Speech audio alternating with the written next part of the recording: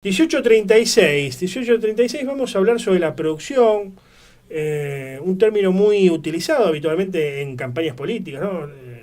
La producción, estamos con la producción, hay que producir, hay que aumentar la producción, hay que sacarle la bota de la cabeza a lo que producen, lo he escuchado en varias oportunidades, pero bueno, después a la hora de los bifes quizás no se hace tanto hincapié en la producción, no solamente por este gobierno, sino por otros.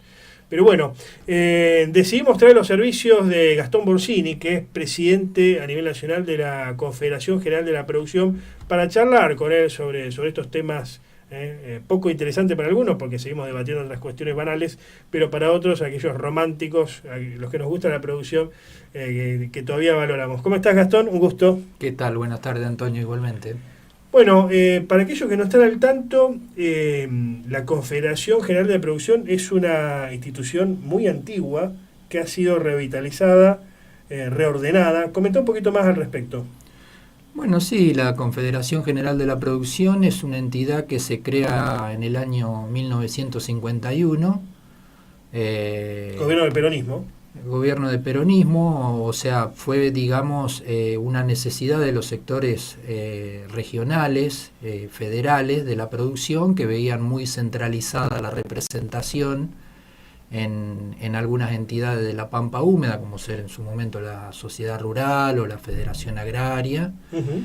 Y bueno, en sintonía, digamos, con las premisas que tenía en aquel momento la CGT, la Confederación General del Trabajo, la Confederación General de la Producción junto a la Confederación General de la Industria y la Confederación General de Comercio y Servicio crean una entidad de cuarto grado para, digamos, centralizar todo lo que es el empresariado nacional. La Confederación General Económica. La Confederación General Económica, que por una resolución que firmó el general Perón en el año 1952, el secretario general de la CGT y el presidente de la Confederación General Económica, que nucleaba todo el sector, digamos, económico de las producciones regionales, integraban las reuniones de gabinete de presidencia de la Nación. Claro, se tenía en cuenta, digamos. Pero necesitaba empresarios más o menos con una perspectiva nacional, porque recordemos que principalmente en el agro tenía muchos opositores, ¿no? Que van a ayudar a su caída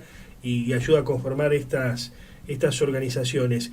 Diríamos que serían empresarios relacionados al agro, pero con una perspectiva nacional, una burguesía nacional, si uno quiere, agraria. ¿Se lo puede pensar de esta forma? Sí, o sea, en principio sí, es una pequeña burguesía que siempre aspiró, digamos, a la movilidad social ascendente, y, o sea, hoy en día sigue permaneciendo en ese pensamiento. Por supuesto que ven cómo va aumentando cada vez más la escala de producción y se va desapareciendo por ahí del ámbito de la escala. Uh-huh. Y, por ejemplo, en el sector de viñatero se sigue manteniendo por ahí la estructura de producción en escalas menores, en el sector, por ejemplo, de la pera y la manzana igual, en el sector yerbatero igual, pero en lo que el componente de la pampa húmeda, hoy en día hay productores, por ejemplo, el productor más chico que queda con su actividad de productor, con su herramienta propia, en nuestra zona, digamos, lo que es Buenos Aires, Santa Fe y Córdoba, son de 300 hectáreas para abajo, los productores agropecuarios no existen más. Claro, la zona núcleo. Prácticamente han desaparecido los pequeños y medianos productores. ¿Y por qué pasa esto? Bueno, hay una entidad que entiendo que es la más conocida en la defensa, o teóricamente la defensa de los derechos de los pequeños y medianos productores, que es la Federación Agraria, que surge después del grito de Alcorta, en 1912, ¿no? Claro, sí, bueno, yo tengo mis inicios en la Federación Agraria, en la Juventud ¿Vos provenís de Federación de ahí? Agraria, claro. Por supuesto que en su momento, si vamos a hacer un poquito de hincapié en la historia, cuando se crea la Federación Agraria, era una necesidad de muchos arrendatarios que se veían explotados por el tema del trabajo de la tierra y pedían mejoras en sus condiciones. Hoy en día se dio totalmente, o sea, estamos en una situación totalmente inversa. En aquel momento había grandes latifundios que utilizaban a centenares de miles de productores para trabajar la tierra. Hoy son centenares de miles de pequeños propietarios que le dan la tierra en arrendamiento a grandes contratistas rurales. O sea que en aquel momento la tierra le pertenecía a pocas familias y eran muchos los productores que sembraban y cosechaban. Ahora te voy a preguntar sobre esa situación, pero ¿pensás que la Federación Agraria sigue representando al pequeño y mediano productor o no la representa más? No lo representa más. Las ideas fundacionales de la Federación Agraria siempre están y siempre van a estar. Lo que pasa es que se quedaron sin sujeto a representar. Hace unos años atrás, en conversaciones con el presidente anterior, Carlos Achetoni, la preocupación que teníamos era que tenían muy pocas cuotas de productores que estaban pagando su cuota de afiliación porque no se sentían representados con la entidad y bueno. Pero esto no es porque se acercaron demasiado en su momento al macrismo o, ¿cómo poder decirlo? ¿Liberalizaron su postura económica? Y hay un poquito de todo. Y perdieron ese combativismo que tenía en la época de Humberto Volando. Uno recuerda en los años 90, por ejemplo, te podía gustar o no Humberto Volando, pero era un tipo que las tenía bien puestas, hablando mal y pronto, y que la gente lo respetaba, un tipo respetado, digamos, ¿no? Sí, bueno, en aquel entonces, en la época de don Humberto Volando, yo estaba en la Juventud de Federación Agraria, a nosotros nos costaba mucho instalar unos pequeños segundos en los medios de comunicación nacionales. Había 2 o 3 programas que eran masivos, estaba Mariano Grondona, Bernardo Neustadt, y recuerdo que en un congreso técnico empresarial que se organizó en el Patio de la Madera, yo personalmente como coordinador de los grupos juveniles de Federación Agraria le pedí a Mariano Grondona si estaba la posibilidad de que nos reciba 2 minutos para comentar la situación económica que estábamos viviendo en aquel entonces, que era remate de tierras, problemas con el precio de los combustibles y todas esas cosas, y él muy gentilmente me dice, la verdad que no es un tema que le interese a su audiencia, o sea que y los sponsors no le permitían, digamos, que se le caiga el rating.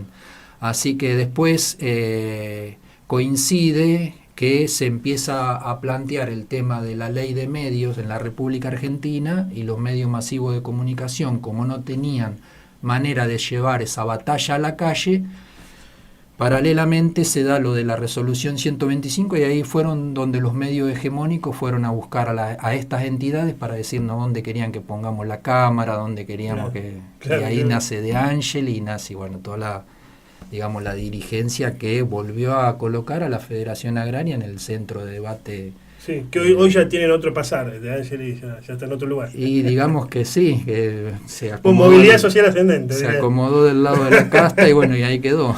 Decías, es interesante esto, ¿no? Porque muchos hablan del agro como un conjunto. Yo creo que ese fue uno de los problemas del kirchnerismo, de meter todo en la misma bolsa, pero no se analiza la situación en particular.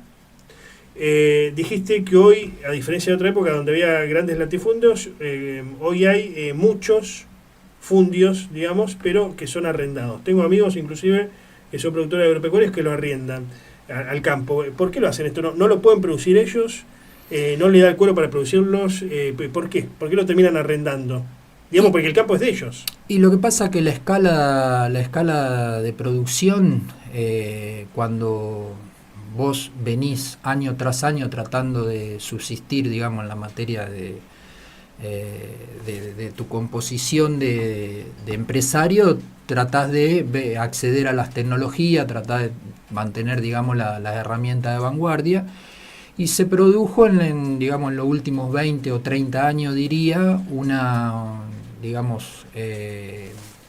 proceso de concentración de la producción. ¿Esto qué quiere decir?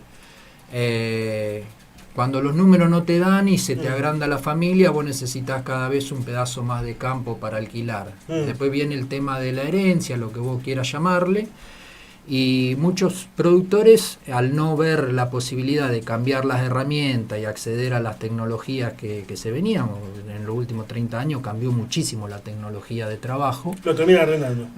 Lo terminan arrendando, y ahí fue donde se transfiere, digamos, una fenomenal estructura desde la industria metalmecánica agropecuaria a la construcción. Entonces ese pequeño arrendador, ese productor agropecuario que pasó a arrendar su campo, hoy en día está sentado en una estación de servicio opinando de política. Claro. y compró un departamento del Pozo en Rosario que se lo alquila al hijo del obrero que viene a estudiar y dejó de invertir en maquinaria porque se le hace difícil. Bueno, para aquellos que nos están escuchando en vivo, se largó a llover, se están partiendo los cielos. Estamos saliendo en vivo. Es interesante esto que decís. Y puede ser que haya también desconocimiento, porque he hablado con algunos. Mira, yo heredé un campo pero no tengo ni idea. Entonces se lo doy a alguien que lo sabe producir. Que termina siendo, estimo, estos Globocopatel, estos que te alquilan el campo. Y total, ellos no tienen ningún costo. Después te lo dejan destruido.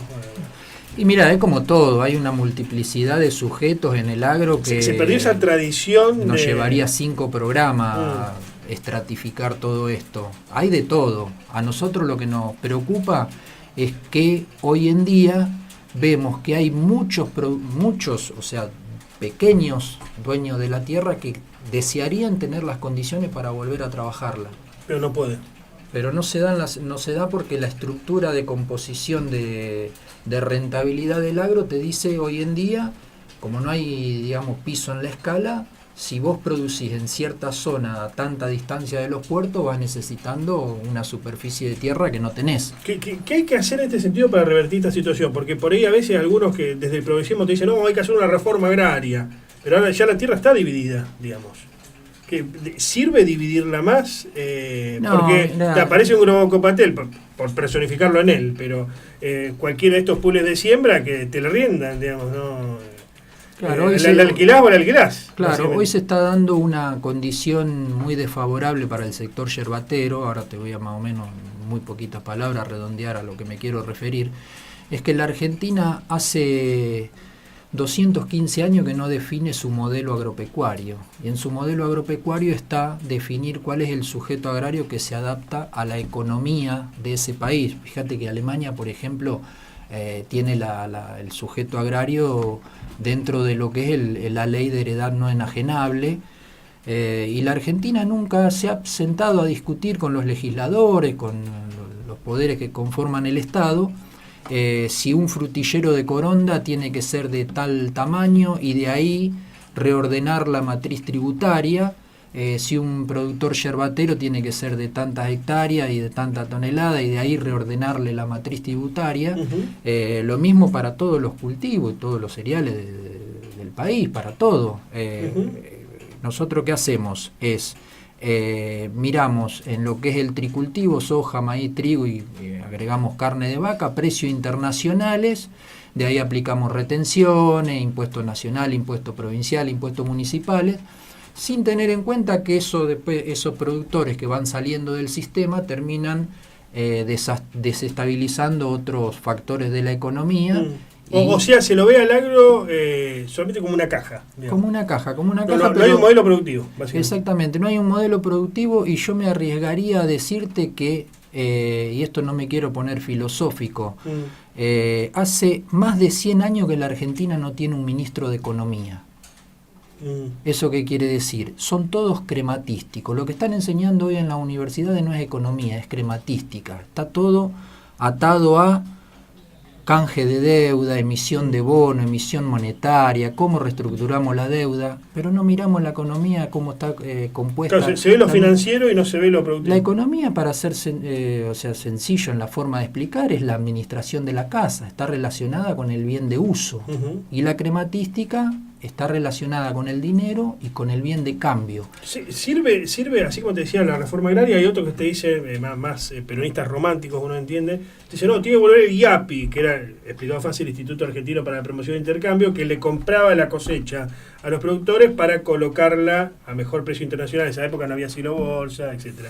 ¿Serviría hoy que el Estado intervenga como un IAPI? Estimo que Milei no lo va a hacer, pero en otro gobierno más de tinte popular, estimo que por ahí se podría pensar. ¿Serviría hoy o no?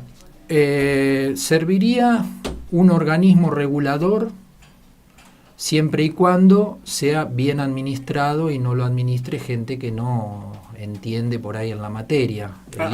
El IAPI fue una excelente herramienta, claro, que tuvo sus falencias, como la Junta Nacional de Grano funcionó muy bien y tuvo su falencia. Nosotros tenemos que entender que hoy en día estamos dentro de un modelo que ya está establecido, un modelo mundial, que es el capitalismo. Dentro del capitalismo funciona el liberalismo y llamémosle, ponele el nacionalpopulismo, como lo quieran llamar, sin ser despectivo en los términos. En ese sentido, sí, intervencionismo económico. Lo que tenemos que explicarle a las nuevas generaciones y también a las grandes que no han entendido cuál es la diferencia, es que acá no se trata de un tema de derechas o izquierda. Es obsoleto seguir hablando de derecha e izquierda. Hoy tenemos que hablar que dentro de ese sistema que ya está fijado a nivel mundial, que es el capitalismo, tenemos que tener dos modelos, el concentrativo y el distributivo. Y explicar qué significa el concentrativo y qué significa el distributivo. Hoy estamos dentro del sistema capitalista en un proceso concentrativo.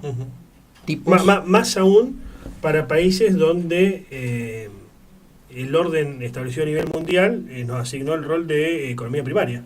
Exactamente, fíjate lo que está pasando, por ejemplo, en que a Brasil no se lo asignaron, por ejemplo, ¿no?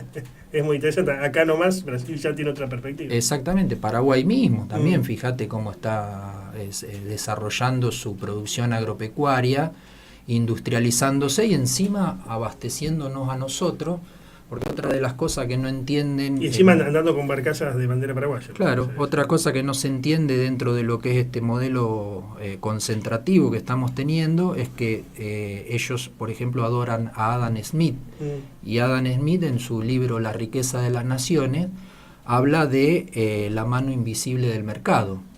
Y resulta que el libro tiene 820 páginas y la mano invisible del mercado la nombra una sola vez y hace referencia a esa frase, a que no se debe importar de otras naciones lo que podemos producir aquí.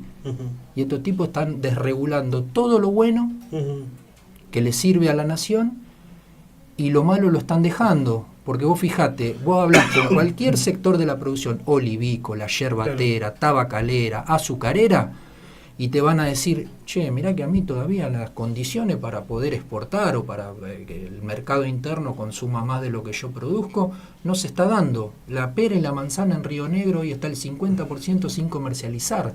Y estamos importando pera de China. Gastón, el kirchnerismo... que es aludido habitualmente como uno de los gobiernos o últimos gobiernos populares, principalmente la década principal del kirchnerismo, ¿no? Porque Alberto Fernández, otro tema, creo que influyen otros factores, pero ¿fue concentrativo o distributivo en estas dos claves? El kirchnerismo tuvo ¿no? O sea, hay que saberlo explicar en pocas palabras. Yo sé que tenemos escasos minutos. Tuvo su época de reordenamiento con Néstor, donde le permitió a muchos pequeños y medianos productores volver a acceder a la compra de maquinaria, a salir de la hipoteca del Banco Nación, al desendeudamiento.